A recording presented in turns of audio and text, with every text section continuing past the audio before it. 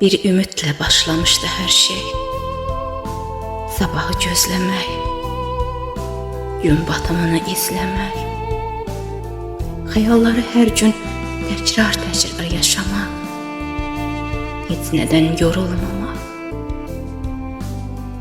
və dərin bir ah çəkmək. Bir ümidlə başlamışdı hər şey. O olmayacaqdı. Geri dönüşü yoxdu. Sadəcə xəyallarda qalacaqdı.